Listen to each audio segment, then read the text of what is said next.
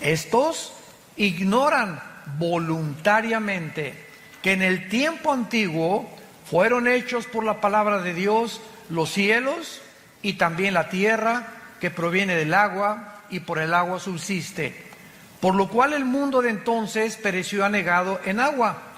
Pero los cielos y la tierra que existen ahora están reservados por la misma palabra, guardados para el fuego en el día del juicio y de la perdición de los hombres impíos.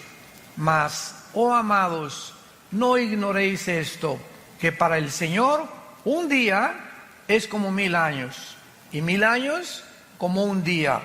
El Señor no retarda su promesa, según la tienen por tardanza, sino que es paciente para con nosotros, no queriendo que ninguno perezca, sino que todos procedan al arrepentimiento. Pero el día del Señor vendrá como ladrón en la noche, en el cual los cielos pasarán con gran estruendo, y los elementos ardiendo serán deshechos, y la tierra y las obras que en ella hay serán quemadas.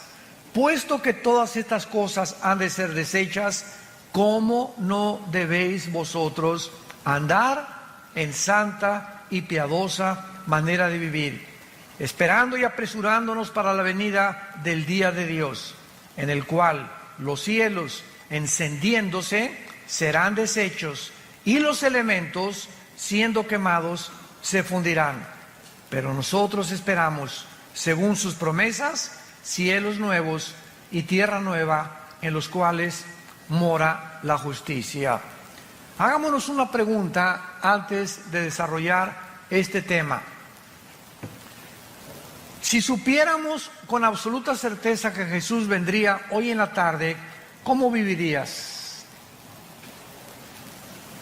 ¿Cambiarías la realidad de tus planes y prioridades y expectaciones?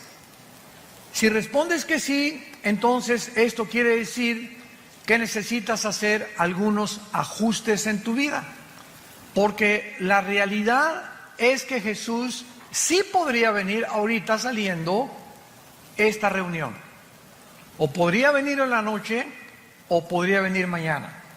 La Biblia nos muestra que ahora que Jesús venga por la iglesia o por nosotros en el arrebatamiento, que se conoce como la doctrina del rapto de la iglesia, vendrá repentinamente. Y así vino el juicio del diluvio, así fue destruida Sodoma y Gomorra, porque Dios actúa repentinamente cuando estén comiendo y bebiendo y dándose en casamiento. Vendrá de repente y no tendremos jamás en la eternidad otra oportunidad de vivir para Dios.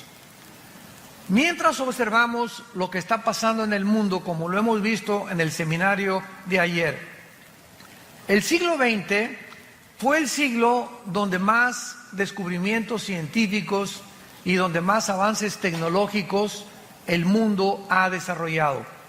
Lo que no pasó casi en 6000 años, brincamos, escuchen esto, del burro al motor de gasolina en el siglo XX. Lo que no pasó en 6000 años ha pasado en el siglo XX. El siglo XX inició con la primera tentativa de volar por los hermanos Wright, norteamericanos. En el siglo XX se fabrica en 1903 el primer coche de gasolina, modelo T, marca Ford, por Henry Ford. En 1929 Alejandro Fleming descubre la penicilina. En 1939-40 los doctores Enrico Fermi, italiano, y Oppenheimer, alemán, descubren, bombardeando el elemento uranio 235, produciendo la fisión nuclear, para producir la primera bomba atómica que fue soltada en Hiroshima y Nagasaki con 3 o 4 días de diferencia, y entrando el mundo al mundo nuclear. 1954 el primer submarino, o la primera plataforma también, que se hace en el espacio. 1957 se lanza el primer satélite. En el 69 el hombre llega a la luna. 1970 se descubre el Internet, comenzamos a usar los teléfonos celulares y de los 70s, 80s al siglo XXI que nos encontramos, ¿qué nos sorprende?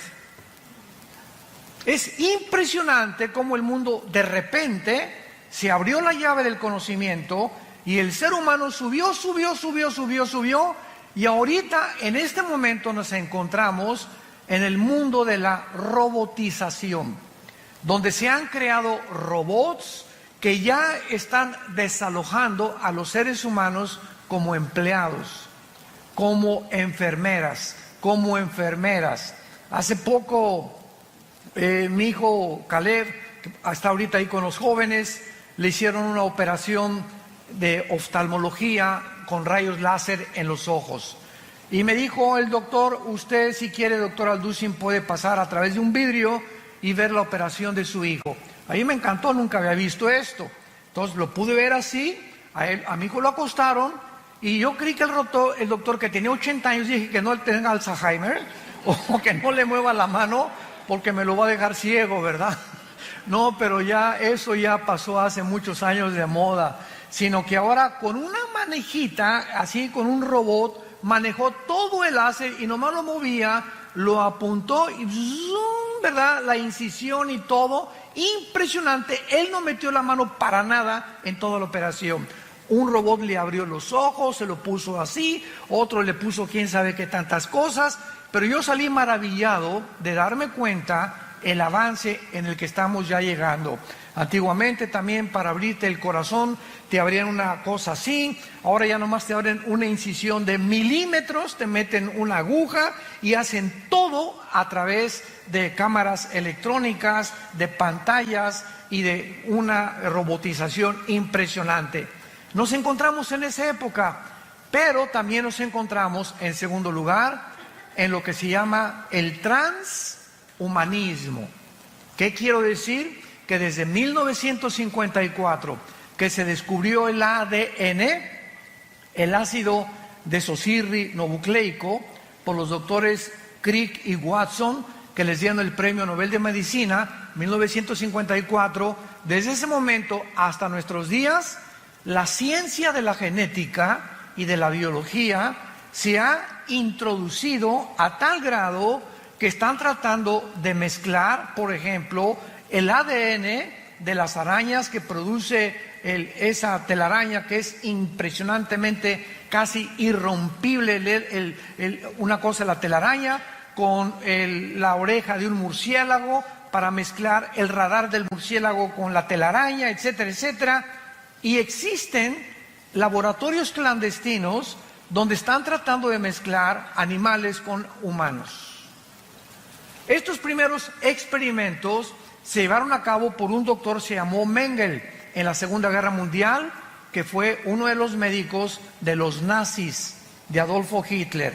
Él fue el primero que comenzó a experimentar con la genética de los gemelos, les abría a las mujeres embarazadas el vientre y sacaban al producto y sacaban el ADN y lo querían mezclar con otra cosa, pero aún no conocían realmente el mundo microscópico de las células como lo descubrieron en 1954.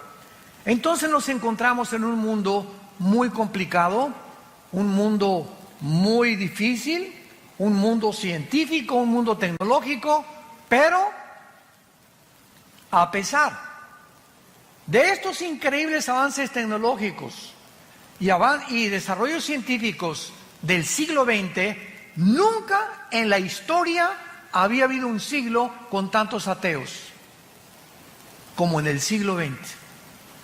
El siglo XX de repente parece que todos estos descubrimientos de la tecnología y de la ciencia ensoberbecieron al hombre. Y así tenemos del principio, ¿verdad? Bueno, Carlos Marx ya fue del siglo XIX con Federico Engels cuando postuló su libro El Capital para desarrollar la ideología del comunismo, pero tenemos a Sigmund Freud, aparente a principios del siglo XX, ateo, tenemos a Friedrich Nietzsche, que dijo que Dios estaba muerto, a Bertrand Russell, a Sam Harris, a Richard Dawkins, últimamente, a todos estos, Jean-Paul Sartre, Carlos Sagan, el astrónomo ateo también.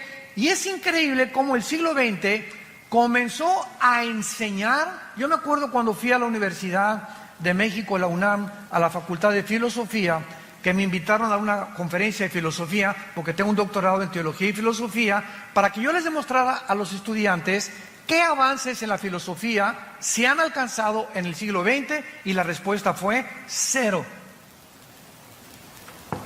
Y se quedaron los estudiantes así. El mismo maestro de filosofía me dijo: ¿a qué se refiere usted con que no ha habido avance en la filosofía?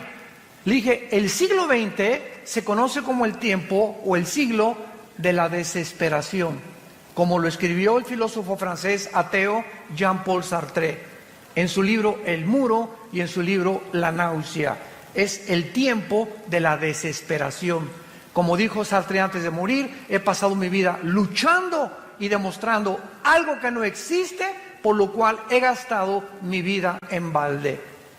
¿Para qué gasté mi vida tratando de pelearme con alguien que no existe y enojarme con no existe? Él mismo dijo: el ateísmo es insostenible filosóficamente. Sin embargo, al mismo tiempo que en el siglo XX surgieron todos estos ateos, recordamos que los más grandes hombres de ciencia del pasado eran cristianos. Galilei,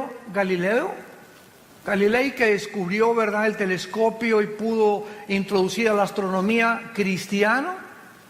Apúntalo: Blaise Pascal, astrónomo físico francés, cristiano, tenía a Jesucristo como su Señor y Salvador. Isaac Newton, que descubre la gravitación y el movimiento astronómico en el cosmos. Louis Pasteur, el mismo Alberto Einstein, que aunque nunca reconoció que era cristiano, dijo en su frase famosa: Dios no juega a los dados con el universo. Pero de repente tanta tecnología y tantos descubrimientos ensoberbecen al ser humano. Y ahora nos encontramos, vuelvo a repetir, a pesar de todo lo que nos ha rodeado, escuchen esto: somos nosotros la última generación y la primera generación en la historia que tenemos el poder destructivo, nuclearmente hablando, para autodestruirnos en 30 segundos. Somos la primera generación en la historia que podemos autodestruirnos y acabarnos y autoextinguirnos en menos de un minuto. El último misil que acaba Rusia de hacer se llama Satán. La palabra Satán significa en el hebreo el adversario.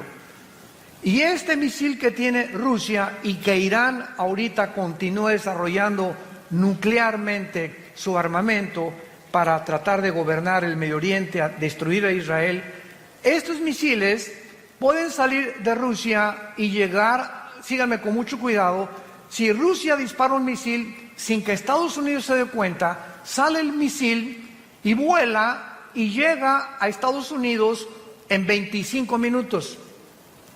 En esos 25 minutos que va volando el misil, los satélites norteamericanos e israelíes, a través del Mossad, que es el servicio de inteligencia de Israel, detectan el misil, pero ese misil puede venir también de Ucrania o puede venir, no lo pueden detectar exactamente la ubicación de dónde viene. Muy bien, entonces localizan al misil y el presidente de Estados Unidos, actualmente el presidente Donald Trump, trae un portafolio. Todos los presidentes norteamericanos traen un portafolio con una computadora con códigos que solamente él sabe el código, para que cuando tenga él la comunicación que un misil se dirige a Estados Unidos, él abre el portafolio y apriete un botón, y ese botón suena en la marina, en los portaaviones, suena con la armada terrestre y suena con el poder aéreo, con todos los pilotos aéreos, para que tanto la marina como los pilotos de la Fuerza Aérea y como los soldados puedan preparar sus misiles para interceptar el misil. Solo que hay un problema. que cuando el presidente abra su portafolio, el misil llega antes que el presidente lo pueda abrir. Y esto comenzó a suceder en los últimos 8 años en Estados Unidos, cuando el presidente Barack Obama, mandó desnuclearizar y quitar todas las armas nucleares e interceptar y decir que el portafolio era inefectivo. Lo tuvieron que volver otra vez a codificar y ha impedido que Estados Unidos, el escudo que le llaman antimisiles que tienen en Hawái y el escudo antimisiles que tienen enfrente de Nueva York, pueda funcionar con los submarinos Poseidón que están apuntando a Estados Unidos y que tiene cada submarino 6 torpedos nucleares, y un solo torpedo de ese submarino destruye 5 ciudades en 10 segundos. Y están apuntando en el Atlántico y están apuntando en el Pacífico. Basta solamente que algún loco, como ahorita el dictador de Corea del Norte, apriete un botón para desatar una conflagración a nivel internacional nuclear, que de acuerdo a la Biblia, en Apocalipsis 6, versículo 4, el cuarto jinete del Apocalipsis mataría a 1/4 parte de la humanidad. En este mundo nos encontramos un mundo de locos, donde la tecnología nos ha ensoberbecido y donde creemos que el ser humano, a través del humanismo, tiene la capacidad de resolver los problemas que van mucho más allá de nuestra capacidad humana para poder resolverlos.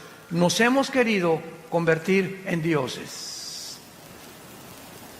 Este es el mundo que actualmente nos rodea. Y antes de entrar un poco más al tema,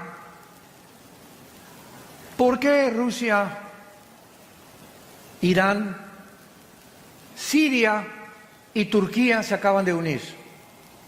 Porque hace 25 siglos, en el libro de Ezequiel, capítulo 38, lo vimos ahí, 39, hace 2600 años, la Biblia profetizó que antes que Cristo regresara, se uniría Rusia con Siria, con Irán y con Turquía.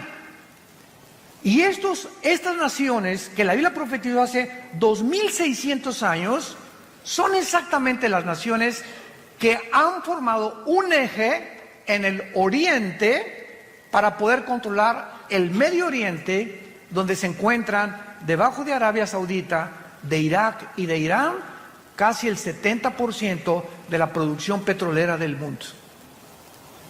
Entonces, el Medio Oriente es una manzana de la discordia.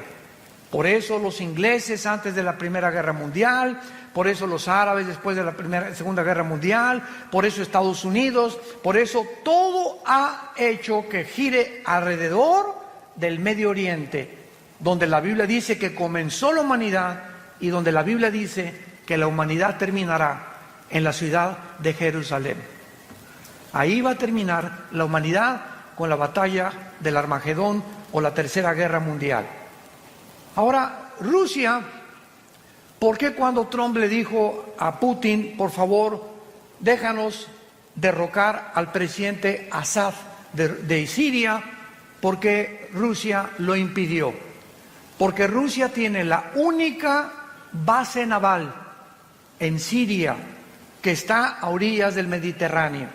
Entonces, si quiere Rusia evitar que por el Mediterráneo se metan sus enemigos, lo harían, y jamás Rusia abandonará a la familia de los Assad, ni tampoco Rusia permitirá, mientras esté Putin, que Siria caiga en manos de otra nación. ¿Por qué se acaba de unir con Irán?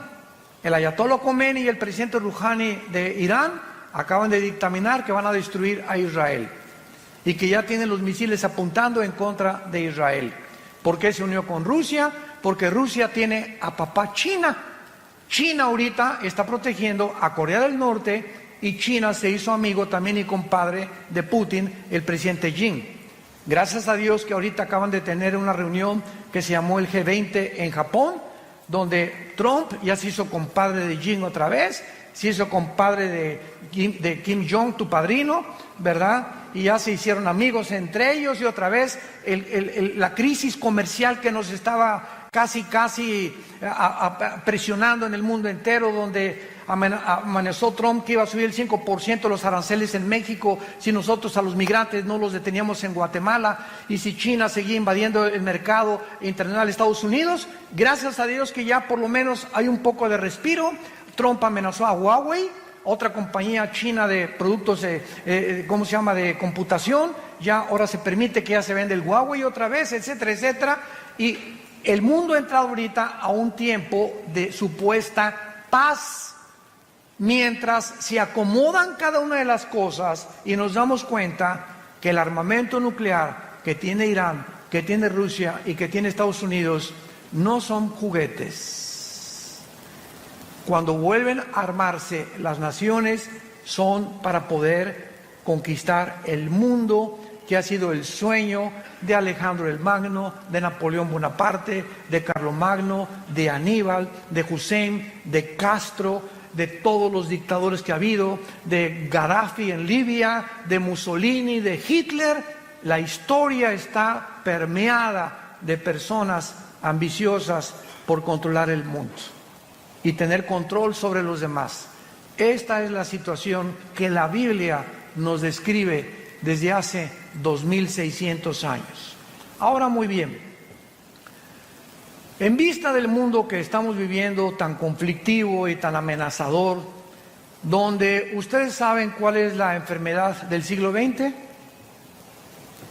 no estamos hablando de ataques al corazón, ni el cáncer, ni otras enfermedades que también tienen un índice muy elevado, sino que ahora se acaba de descubrir a través de la Clínica Mayo y el Hospital Hopkins, que son las dos instituciones clínicas más prestigiadas del mundo, hace 2 años y medio aproximadamente, concordaron que el 70% de las enfermedades de los seres humanos, mentales y físicas, tienen un común factor denominador: el estrés.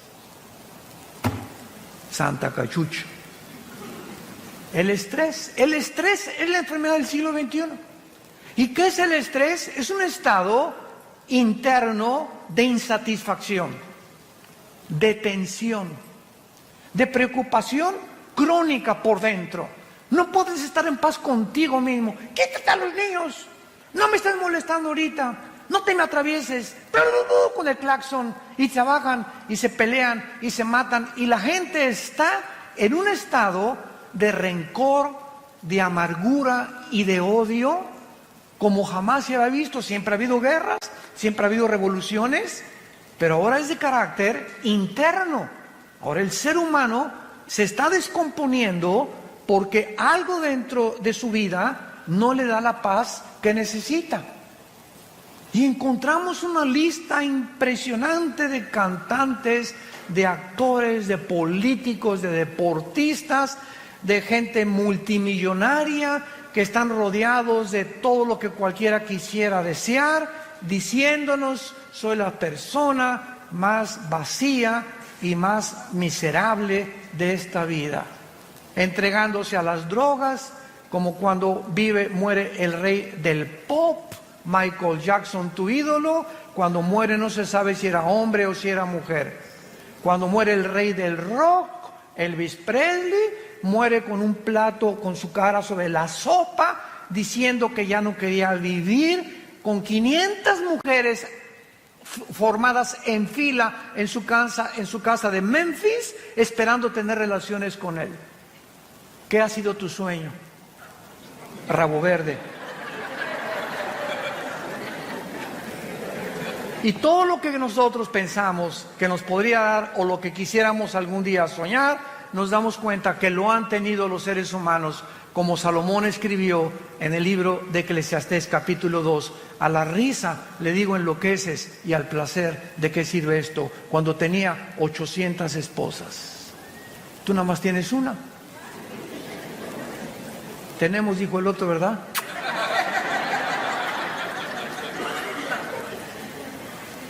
¿Qué mundo Vino Jesucristo hace 2000 años a describirnos. Y hace 2000 años Jesucristo nos recetó la medicina que el mundo necesita 2000 años después. Mi paz les dejo. Mi paz les doy. Esa paz es un estado de tranquilidad interior. Es un estado de confianza interior, de seguridad, de esperanza que todo está bien. Guerras, el petróleo, cayó el peso, el gobierno, y lo que sucede a nuestro alrededor, esa paz impide, es como un muro a nuestro alrededor, como un cerco invisible de protección que impide que las condiciones del mundo entren a nuestra alma. Y que el mundo puede estar cayéndose junto a nosotros y nosotros tenemos tranquilidad y paz porque sabemos que estamos en manos de nuestro Creador. Y que nada ni nadie nos podrá nunca separar de Él. Hace algún tiempo un rey mandó, o más bien decretó un concurso, que por favor, entre los pintores que había en el reino, ¿quién podría pintar un cuadro que describiera la paz? Y pues hubo bastantes personas que se acercaron y pintores a concursar. Y pues uno pintó así el Popocatépetl, así, ¿verdad? Bonito, tranquilo, no explotando desde luego. Otro el mar, la bahía de Acapulco, así lindo. Otro un bosque, etcétera, etcétera. Y finalmente, el que ganó el concurso fue un pajarito que estaba detrás de una cascada dormido. A ese le dieron el primer premio. Porque así es la paz. Podemos estar con los ojos cerrados y caer una cascada a nuestro alrededor de problemas y tribulaciones, pero el pajarito sabe que él está seguro detrás de la cascada. Y nosotros recordamos las palabras que nos dijo el Señor: no temas, pequeña manada, nunca te dejaré ni te abandonaré. Estaré contigo hasta el fin del mundo. Y cuando adquirimos esa paz, escúchame muy bien, cuando el cristiano tiene esta paz, es cuando podemos ser guiados por el Espíritu Santo. Tú no puedes discernir al Espíritu Santo ni leer la Biblia como Pepita en comal. Ay, hermano. Ay, hermano. Señor. Mire, doña Chole, apláquese. Cálmese, y ya que usted esté tranquila, ¿verdad? Hínquese. Es que mi hija se fue de la casa. Pastor, hasta que usted no se calme y hasta que tú no estés tranquilo y comiences a hincarte y a alabar a Dios y decirle: Señor, gracias porque este estado de estrés en el que me encuentro no va a hacer regresar a mi hija. Este estado de estrés en que me encuentro no va a arreglar mis problemas de negocio ni de dinero. Este problema en el que me encuentro no va a hacer que mi esposo me quiera tampoco. Y se fue hace 3 días, pues que se vaya. Pero yo no voy a perder la paz. Y cuando nosotros mantenemos este estado de control interno y de esa paz, puedo venir a la Biblia y discernir la palabra de Dios. El Espíritu Santo no puede comunicarse con una persona que no tenga paz. Por eso es tan importante, la paz les dejo, porque es importante para poder acercarnos a Dios y discernir la voz del Espíritu Santo. Vamos a 2 de Pedro, nuestro pasaje que acabamos de leer, y vamos a ver de qué manera se relaciona con todo lo que estamos compartiendo. Veamos de qué manera nuestra esperanza y la seguridad que tenemos los cristianos de que Jesús viene por nosotros en cualquier momento. Y tu taller de carpintería, tu taller de plomería, tu bufete de abogado, tu consultorio médico, tus propiedades, tus edificios, tus condominios, tus coches y todo lo que hemos nosotros tratado de amontonar en cualquier momento. Si Jesús no viene y tú estás creyendo, pues tengo todavía 10 años de vida o 20 años de vida, estoy joven, tengo 40 años, etcétera, etcétera. En cualquier momento puedes ir a cualquier clínica y te dice el médico, le acabamos de tener una radiografía, usted tiene cáncer. Pero ¿cómo que yo me siento muy bien? Es que la radiografía no miente, señor, usted tiene cáncer. Y en ese momento que tú sabes que ya, a partir de esa noticia, tienes los días contados, ajustas toda tu vida. Y te das cuenta que rápido pasó tu vida y que en cualquier momento ya te puedes ir al otro lado, a la presencia del Señor o al infierno, según sea tu condición, y que en ese momento este diagnóstico mueve tus sentimientos, tus emociones, tus negocios y todo. ¿Por qué? Simplemente porque sabes que tu vida está en un hilo y estás en la orilla de un precipicio. Ahora, no necesitamos que alguien nos dé este diagnóstico de la misma manera. Cristo puede, dentro de 2-3 horas, mañana, venir por nosotros. ¿Cuál es el mensaje que les quiero compartir? Con lo que el apóstol Pedro nos comunica en este pasaje. Veamos entonces los consejos que nos da. Número 1. La primera cosa que se nos aconseja en 2 de Pedro capítulo 3, particularmente las promesas relacionadas con el futuro, es el origen de las promesas de Dios. Amados, esta es la segunda carta que los escribo, y en ambas despierto con exhortación vuestro limpio entendimiento. O sea, lo primero que Dios nos dice es, quiero que entiendan. Padre, ¿qué quieres que entendamos en esta época? Versículo 2, que tengamos memoria de las palabras que antes nos fueron dichas por los santos profetas y el mandamiento del Señor y Salvador dado por nuestros apóstoles. Lo primero que tenemos que recordar es las promesas de Dios. Nunca te dejaré, nunca te abandonaré. Ten paz. No importa tu destino, tu futuro, las noticias, lo que al mundo le pase. Recuerda las cosas que están escritas en este libro. Veamos, por ejemplo, en el libro de Isaías, capítulo 44, versículos 6 al 8, lo que hace 2500 años aproximadamente Dios nos dijo. Isaías 44, del 6 al 8. Así dice Jehová, Rey de Israel, y su Redentor, Jehová de los ejércitos: yo soy el primero y yo soy el postrero. Yo soy el primero y yo soy el postrero, y fuera de mí no hay Dios. Y nos pregunta Dios, ¿quién proclamará lo venidero? O sea, el futuro. Lo declarará y lo pondrá en orden delante de mí, como hago yo desde que establecí el pueblo antiguo. Anúncienles lo que viene y lo que está por venir. No tengan miedo, no teman, no se amedrenten. No te lo hice oír desde la antigüedad y te lo dije. Luego ustedes son mis testigos que no hay Dios sino yo.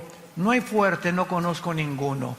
Cuando Dios dice, yo soy el alfa y el omega, es la primera letra del alfabeto griego y la última letra del alfabeto griego, el alfa y el omega.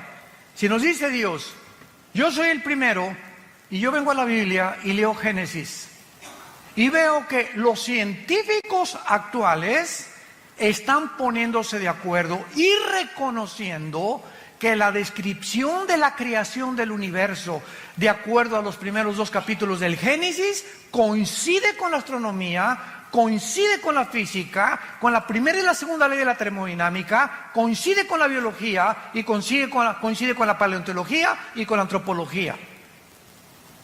Entonces comienzo a enfocarme, a darme cuenta que si lo que en la Biblia en el principio es verdad, en el principio, ¿dónde me encuentro yo si Dios es el final?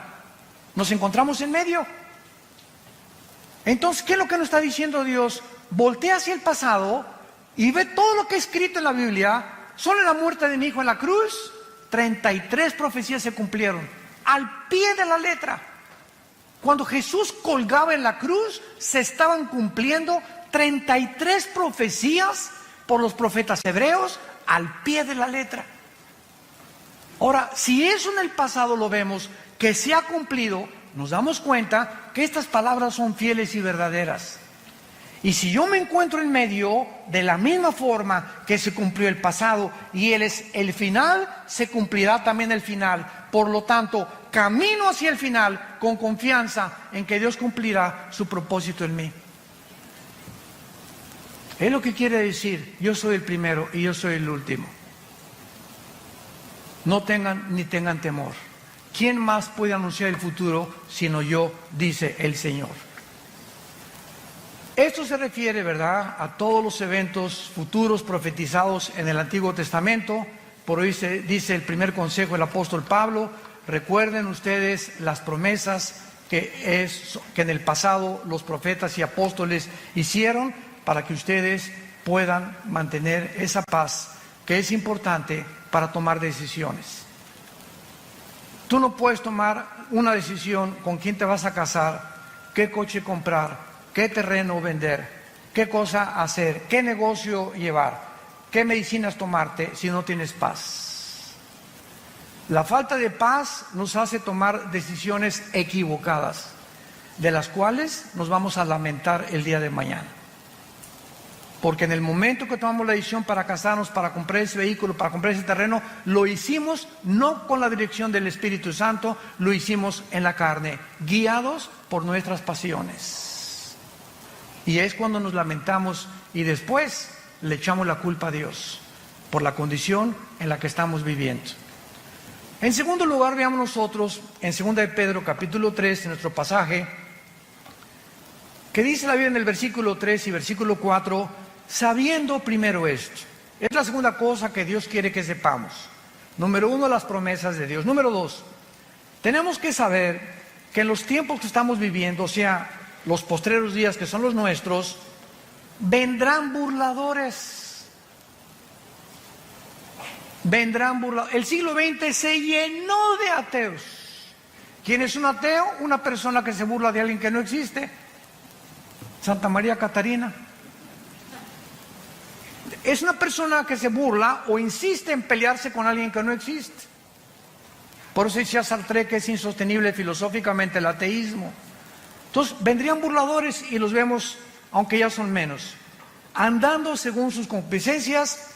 Y estos burladores, dice la Biblia en el versículo 4, van a comenzar a decir: ¿dónde está la promesa de que Cristo va a regresar? O sea, de su advenimiento. Porque desde el día en que los padres durmieron, o sea, todas las cosas en el mundo han sido así. Y dicen: siempre ha habido guerras, siempre ha habido terremotos, siempre ha habido pestas. ¿Por qué dice que son señales de los últimos tiempos? Muy bien. Estas personas querrán atacar las promesas de Dios y de nuestro corazón, y la Biblia les llama burladores. Un burlador, es muy importante, no es la misma persona que tiene dudas. Entonces, hay una gran diferencia entre un burlón y una persona que tiene dudas honestas. La persona que tiene dudas honestas dice lo siguiente: yo no puedo decir que no creo en Dios. Yo no sé, más bien, honestamente, yo no sé si existe Dios. Pero si existe Dios, oh Dios, si tú existes, dame evidencias que tú existes. Y dice la Biblia: me encontrarás y me buscarás con todo tu corazón. Entonces Dios oye a las personas que tienen dudas y que dudan, ¿verdad? Como Job. Job llegó un momento en que todo lo que le pasó en el capítulo 3, dice: Señor, ¿por qué mejor no fui un abortivo? ¿Para qué me permitiste? ¿Y para qué nací? ¿Para todo este sufrimiento que estoy atravesando? Entonces Job le preguntó a Dios: Señor, ¿por qué no fui un abortivo? Pero vean la diferencia. ¿Para qué me hiciste? ¿Para qué fui un abortivo? Chale. Podemos acercarnos a Dios con una actitud: Padre, yo no entiendo lo que está pasando, por qué te vas a mi hijo, etcétera, etcétera. Oh Dios, dame la fortaleza ahorita y dime, muéstrame, ilumíname, porque quiero seguir confiando en ti. ¿Ya ves? Y para eso me perdí el trabajo, para ser cristiano. Vean la diferencia en la actitud. Cuando tenemos esa actitud de retadores y de soberbios, demandando a Dios que nos conteste como si fuera nuestro sirviente, jamás te contestará. Y el resultado será que vivirás amargado o vivirás amargada, porque tú crees que no te contestó Dios, pero no te contestó por tu actitud. Porque sin humildad no podemos tener palabra de Dios. Entonces, las personas que dudan están abiertos, pero el burlador ni siquiera quiere oír las evidencias ni hacer caso de las evidencias. ¿Se acuerdan de los fariseos? En tiempos de Jesús, los fariseos vieron a Jesús sanar, vieron echar demonios, vieron las palabras, jamás los insultó, jamás dijo groserías, jamás vendió marihuana, jamás hizo daño a nadie, y estuvieron con Jesús. Y los fariseos, el día que planearon matar a Jesús, que es en el capítulo 11 del Evangelio de Juan, fue cuando resucitó a Lázaro. El milagro más grande que Jesús hizo, enfrente de cientos de personas: Lázaro, 3 días de muerto, donde ya se había descompuesto su carne, la sangre le había dejado de circular, la condición del cerebro, dicen los médicos que a los 20 minutos, ¿verdad?, ya el cerebro se atrofia cuando ya no hay oxígeno, etcétera, etcétera. Y Lázaro tenía 3 días, y dicen que ya hedía, apestaba ya. Pues cuando Jesús dice: Lázaro, ven fuera, el Espíritu llega, se mete a Lázaro y comienza la reconstrucción de sus células, la circulación de la sangre, y sale Lázaro. Era para que cualquiera hubiera creído, ¿no crees? Estás buscando de que si yo veo un milagro voy a creer en Dios. Pues los fariseos vieron resucitar a Lázaro y ese día dijeron: planeamos quitarle la vida. Burladores. Yo me he encontrado con diferentes tipos de ateos y diferentes tipos de personas, como uno les conté hace algún tiempo en una reunión, que saliendo de una conferencia en un hotel en México, en el elevador se acercó un señor así muy retador. Me dice: usted es el doctorcito Alducin, ¿verdad? Pero así, ¿verdad? Yo le iba a decir: bueno, ¿y qué te importa, no? Pero no le puedo decir eso. Me daban ganas, no nos dan ganas a veces. ¿Usted, verdad? Sí. ¿Y en qué le puedo servir, señor? A ver, diga, contésteme. Pero así, a ver, contésteme. Dios es todopoderoso, ¿verdad? Sí, claro, le contesté. Bueno, si es todopoderoso, entonces no tiene poder para destruir al diablo. Y le dije: claro que sí. Y le dije: pero dele gracias a Dios, porque comenzaría con usted.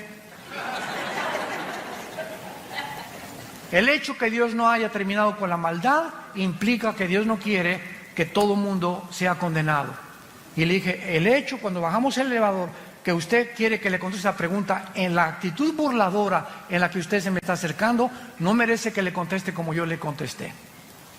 Pero así encontramos tipos de diferentes personas con diferentes actitudes.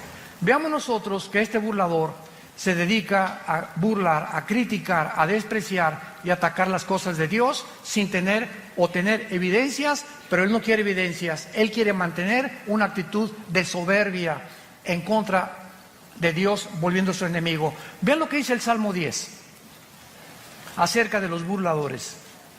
David escribió hace 3000 años el Salmo 10.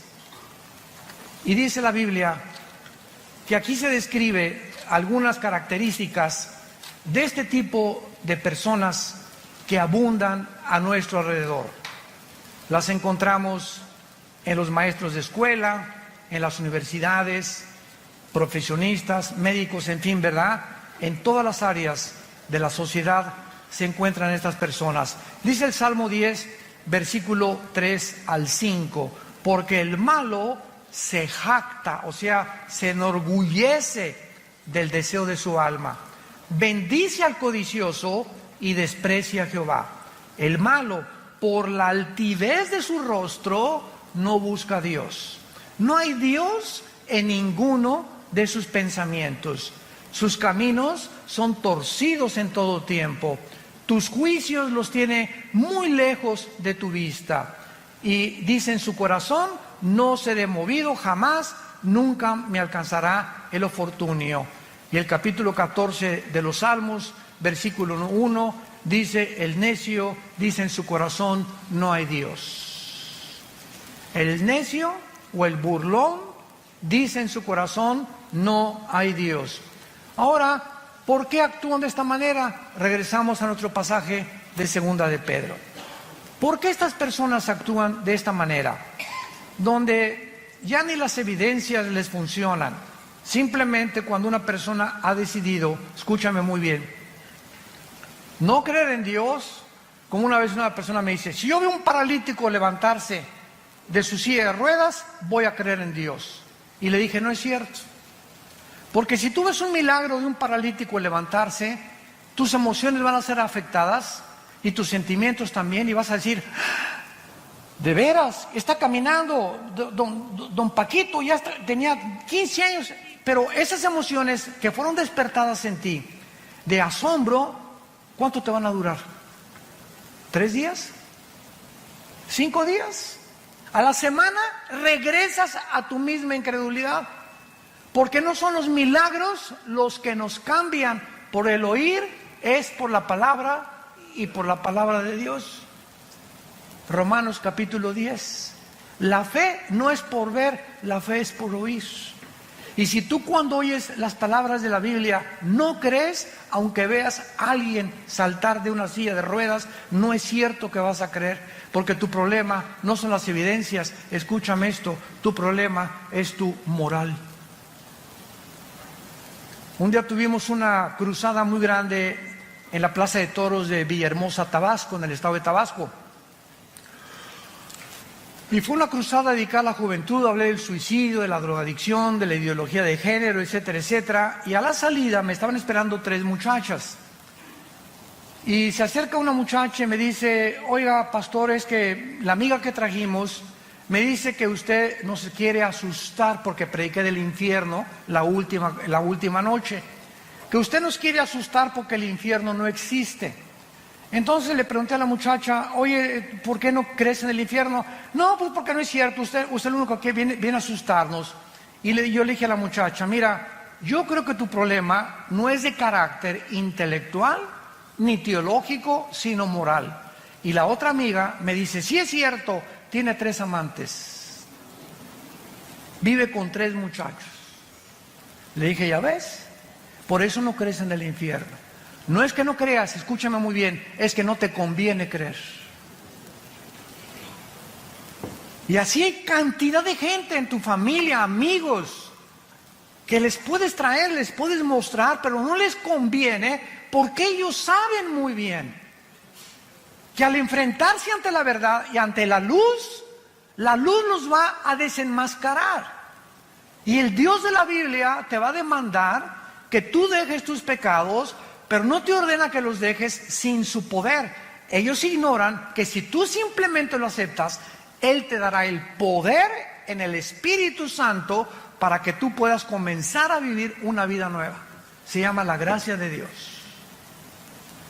Entonces mucha gente por eso, por la ignorancia de que creer que pues primero tengo que dejar el adulterio, primero tengo que dejar de ser borracho y lo voy a pensar, y las drogas, y después lo voy a pensar, voy a tratar de ya no ser homosexual o lesbiana y después acepto a Cristo. La Biblia dice, ven cómo estás. Cuando oigas su voz, no te endurezcas, ven cómo estás, ven a la cruz, Señor, soy un homosexual, Señor, soy una lesbiana, soy borracho, parrandero y jugador. Me dicen el Chapo de la costera Miguel Alemán. No importa, reconoce, es el mensaje glorioso del Evangelio de Jesucristo. Simplemente reconoce tu pecado, que estás mal delante de Dios, que estás mal, que vas en un camino que parece derecho, pero vas a un camino de muerte. Reconócelo y regrésate y dile, Señor, vengo como limosnero ante tu cruz, no tengo nada que ofrecerte, soy un miserable pecador, ten misericordia de mí. Y Dios entra a tu vida. Entra a tu vida y te da el poder para dejar esa vida que tú no podías dejar sin su poder. Si el ser humano pudiera cambiar y dejar sus pecados, ¿para qué murió Cristo? Fue un desperdicio en la cruz. Si se nos diera a nosotros la capacidad para dejar el pecado, ¿para qué murió Cristo? ¿Por qué tuvo que Dios sacrificar a su Hijo? Fue el desperdicio más grande de la historia. Pero la Biblia dice que sin derramamiento de sangre no hay perdón de pecados. Sin la muerte de Cristo, Dios no tendría una justificación para poder decirte te perdono. ¿Por qué te va a perdonar? Así nada más porque sí. No es así nada más porque sí. Nos perdona porque su Hijo pagó por nosotros en nuestro lugar. Ahí se cumplió la justicia de Dios para aquel que reconoce que Él es el Cristo, el Hijo del Dios viviente. Estos burladores actúan así, ¿verdad? Porque no quieren que nadie se meta en sus vidas de pecado. La idea de que hay un Dios los llena de pánico, de error, de terror, porque lo que tienen que atacar la verdad de Dios y sus mensajeros. Dice en el Evangelio de Juan capítulo 3, y esta es la condenación, que la luz vino al mundo y los hombres amaron más las tinieblas. Ahí tienen la luz, ahí tienen la verdad. Pero aún cuando está la luz ahí, como los fariseos, ahí está la luz, ahí está Jesús. Sabían que era el santo, que ¿cómo es posible que al hombre más perfecto de la humanidad lo hayamos puesto en una cruz? ¿Cuánto odio contra la verdad y contra la luz? Y dice Juan capítulo 3, y no vienen a la luz porque sus obras son malas y descubiertas por la luz. No les conviene cambiar su vida de pecado. Estos burladores dicen en 2 de Pedro, en nuestro pasaje capítulo 3, que aún toman en penúltimo lugar posiciones pseudocientíficas, diciendo, versículo 5, estos burladores, hablando de ellos, ignoran voluntariamente. O sea, qué increíble que ellos conozcan e ignoren o estén decididos a no conocer. O sea, no quiero meterme a la Biblia, no quiero ir a tus reuniones, no quiero a tus estudios. Voluntariamente no quieren conocer la verdad. Te repito, porque la verdad los va a exhibir y les va a mostrar la luz, y a ellos no les conviene salir de su pecado. Aman más las tinieblas en donde viven que pasar al reino de la luz admirable de Jesucristo. Entonces van a usar también posiciones pseudocientíficas, como diciendo que en el tiempo antiguo todas las cosas han sido iguales del principio, que nunca hubo un diluvio universal, que la Biblia está llena de errores, de contradicciones, que son leyendas, etcétera, etcétera. Y como le dije también a una persona en una universidad, un maestro que se me puso al brinco cuando les expliqué a los estudiantes que la teoría de la evolución es anticientífica, antifísica, antibiológica, antigenética. Este maestro comenzó a agredirme, ¿verdad? Y yo le contesté, ¿ha leído usted la Biblia? No, Chepo. ¿Por qué ataca usted un libro? Es que está lleno de errores. Por favor, aquí está la Biblia, muéstreme los errores que usted considera que es una equivocación. Porque cuando usted viene a la Biblia y usted considera que aquí hay una contradicción, el problema no es de Dios, el problema es de su entendimiento. ¿Por qué? Porque los pensamientos de Dios son más altos que los nuestros. Y si me da tiempo a usted explicarle por qué dice esto, le voy a mostrar con la misma Biblia, porque la Biblia no necesita que nadie la defienda, la Biblia se defiende sola. Nunca trata Dios en la Biblia de demostrar que Él existe, simplemente la Biblia dice, en el principio Dios creó los cielos y la tierra.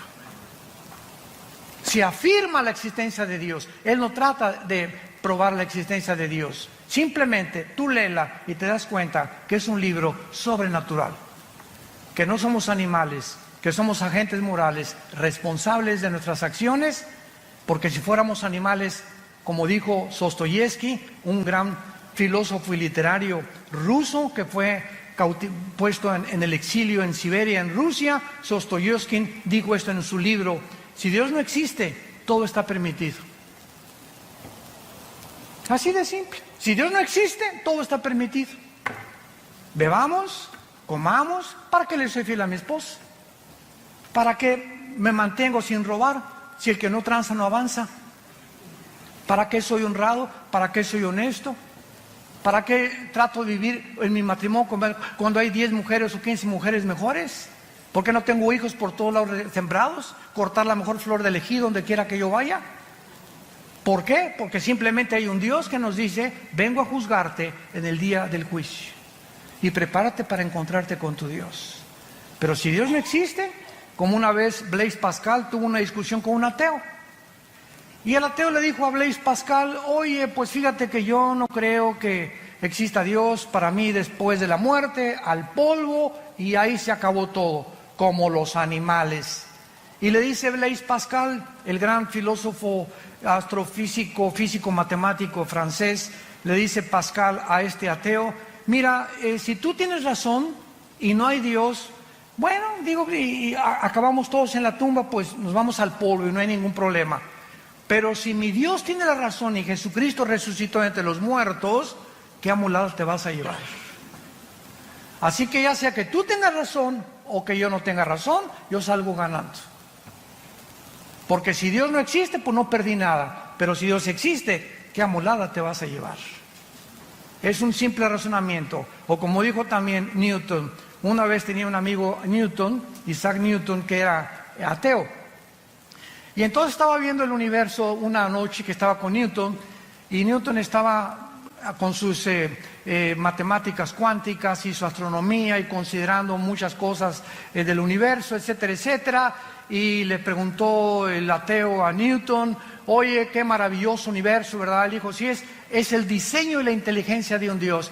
Y le dijo Newton, le dijo el ateo: no me hagas reír. Ahí murió la cosa. Al otro día, Newton lo invita a cenar a su casa. Y Newton tenía en su casa, en su estudio, un universo que él había hecho, así colgó al sol, la luna, las estrellas. Tenía como una sala con una representación del universo. Entonces llegó este amigo de él a su sala y vio todo esto colgado y le preguntó el ateo: oye, qué bonito, ¿quién colgó todas estas cosas? Y le contestó Newton: se colgaron solas.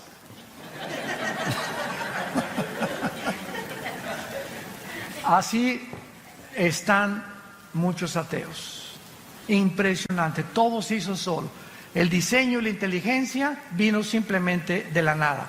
La materia salió de la nada y la nada nunca produce nada. Entonces, ¿quién produjo, si es que crees en la explosión del Big Bang, una explosión? ¿De dónde salió la materia? ¿Quién produjo la explosión?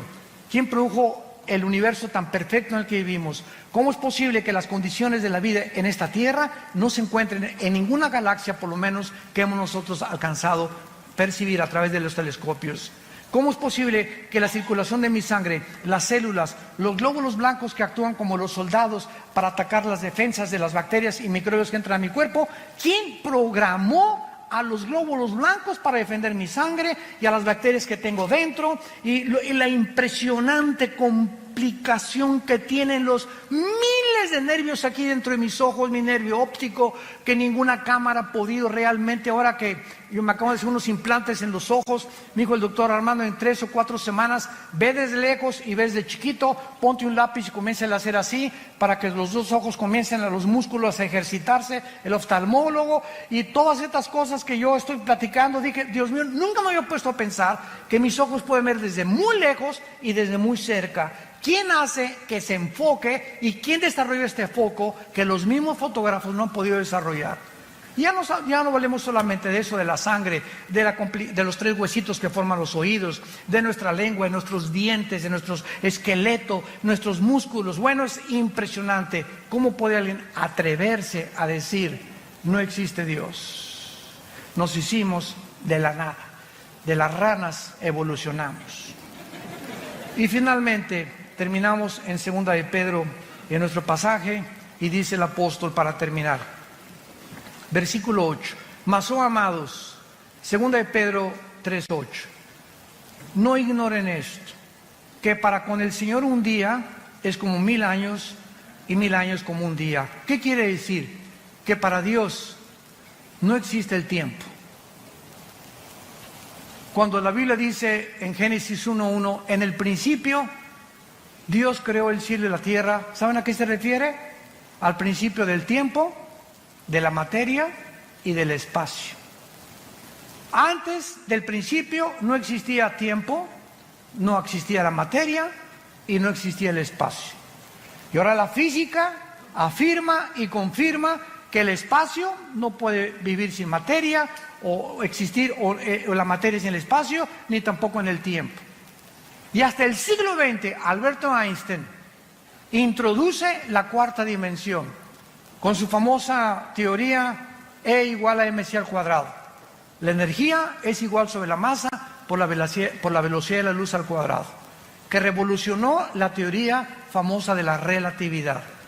Entonces, cuando Einstein comienza a introducir que el tiempo es la cuarta dimensión, ahora desde 1945 hasta nuestros días más o menos, sabemos que somos cuadridimensionales, que es hacia abajo, hacia arriba el espacio, hacia los lados y el tiempo como la cuarta dimensión. Dios está arriba del tiempo, el espacio y la materia de nosotros. Por eso su nombre es Yahweh. Yo soy el que soy. Para Él no hay el pasado ni el presente. Lo que aquí pasa en 1000 años, desde la eternidad es un día. Entonces, esta es la gran diferencia entre cómo Dios piensa y cómo pensamos nosotros. Y esto le da la capacidad a Él de ver el futuro que nosotros no podemos percibir por estar encerrados en un universo cerrado de 4 dimensiones nada más. Por eso dice la Biblia, amados, no lo ignoren. Para Dios el tiempo no existe. El Señor no retarda su promesa. Ay Dios, ¿por qué no vienes ya y acabar con el diablo, los secuestros, los robos, los crímenes, la ideología de género, la prostitución? ¿Cuántos de nosotros verdaderamente cada noche, no sé tú y cuántas personas, has mojado tu almohada con lágrimas diciéndole a Dios, oh Dios, cuida a nuestros hijos, cuida a nuestro matrimonio? Te pedimos por el gobernador de Guerrero. Te pedimos al presidente que tenemos ahorita, dale sabiduría para gobernar México, Señor, pobre México. Por favor, dale sabiduría al gobierno. Vivimos un mundo bien feo a nuestro alrededor. Y nuestras oraciones es lo único que puede cambiar. Y nos desesperamos, ¿por qué no cambias? Te dice Dios, no es que me tarde, es que no quiero que ninguno perezca. Como le dije al Señor en el elevador, dele gracias que Dios no ha actuado ni terminado con la maldad. Porque si Dios terminara con la maldad, ¿cuántas personas que no han oído el Evangelio se condenarían eternamente?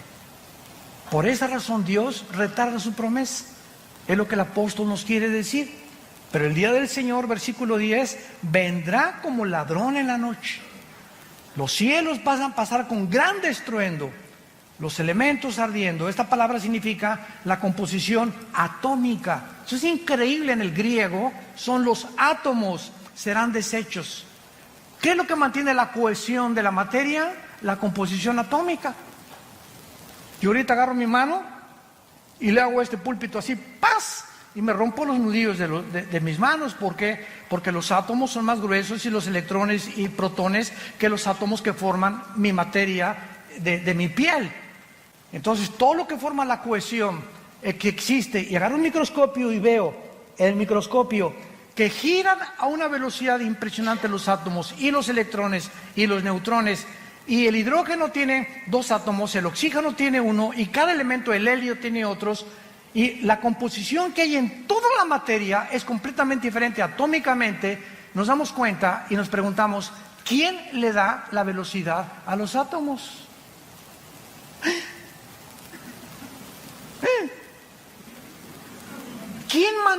¿Quién les hizo así a los átomos? Están violando una ley física, que dice la física que si yo hago una canica y le hago así a la canica, sale disparada la canica y la velocidad de la canica es proporcional a la fuerza que yo le aplico. Si agarro una flecha y la disparo con un arco, sale la flecha y la flecha tiene que caer en una parábola.